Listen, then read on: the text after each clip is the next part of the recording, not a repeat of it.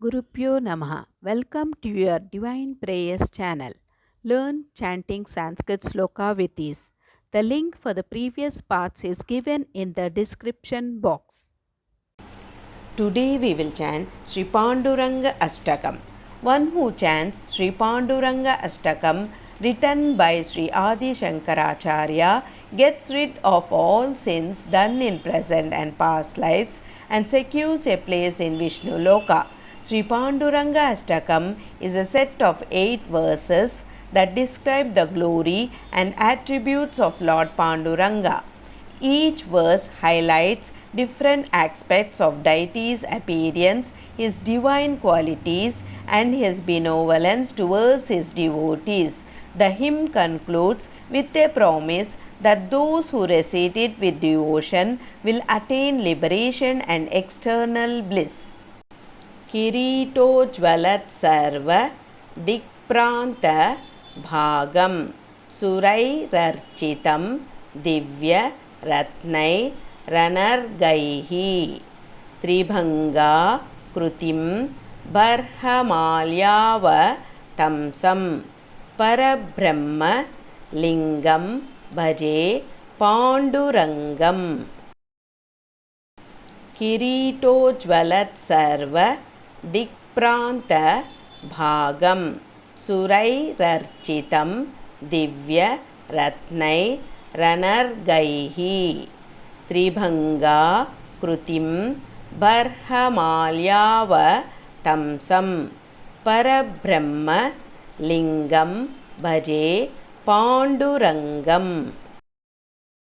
किरीटोज्ज्वलत् सर्वदिक्प्रान्तभागं सुरैरर्चितं दिव्यरत्नैरनर्गैः त्रिभङ्गाकृतिं बर्हमाल्यावतंसं परब्रह्मलिङ्गं भजे पाण्डुरङ्गम् विभुं वेणुनादं चरन्तं दुरन्तं स्वयं लीलया गोपवेशं ददानं गवां वृन्दकानन्ददं चारुहासं परब्रह्म लिङ्गं भजे पाण्डुरङ्गम् विभुं वेणुनादं चरन्तं दुरन्तं स्वयं लीलया गोपवेशं ददानं गवां वृन्दकानन्ददं चारुहासं परब्रह्म लिङ्गं भजे पाण्डुरङ्गम्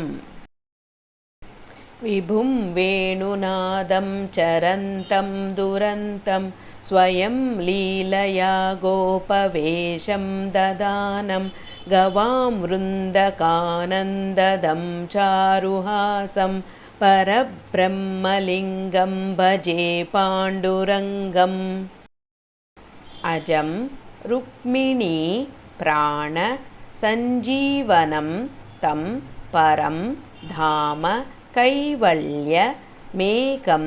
तुरीयं प्रसन्नं प्रपन्नार्तिहं देवदेवं परब्रह्म लिङ्गं भजे पाण्डुरङ्गम् अजं रुक्मिणी प्राणसञ्जीवनं तं परं धाम कैवल्यमेकं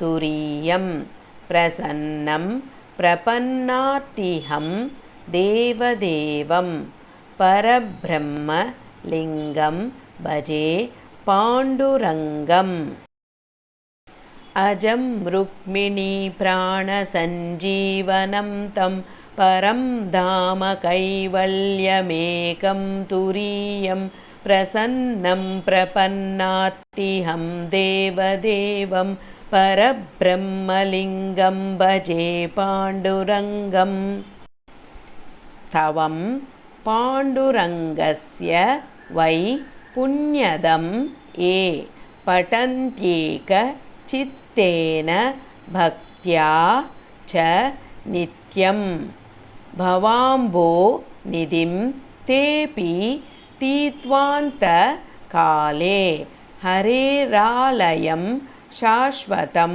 प्राप्नुवन्ति। स्तवं पाण्डुरङ्गस्य वै पुण्यदं ये पठन्त्येकचित्तेन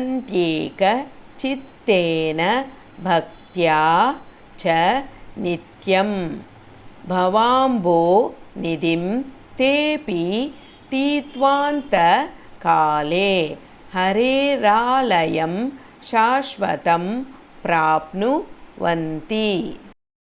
स्तवं पाण्डुरङ्गस्य वै पुण्यदं ये पठन्त्येकचित्तेन भक्त्या च नित्यं भवाम्भोनिधिं तेऽपि तीत्वान्तकाले हरेरालयं शाश्वतं प्राप्नुवन्ति। इति श्रीमत्परमहंस परिव्राजकाचार्य श्रीमच्छङ्कर भगवत्पादाचार्य विरचितं श्रीपाण्डुरङ्गाष्टकम्। इति श्रीमत्परमहंस परिव्राजकाचार्य श्रीमच्छङ्कर भगवत्पादाचार्य विरचितं श्रीपाण्डुरङ्गाष्टकम्। यदक्षर पदभ्रष्टं मात्राहीनं तु यत् भवेत् तत्सर्वं क्षम्यतां देव श्रीपाण्डुरङ्ग नमोऽस्तु ते। विसर्गबिन्दु मात्राणि पदपादाक्षराणि च न्यूनानि चातिरिक्तानि क्षमस्व श्रीपाण्डुरङ्ग। अन्यथा शरणं नास्ति त्वमेव शरणं मम। तस्मात् कारुण्यभावेन रक्ष रक्ष श्रीपाण्डुरङ्ग।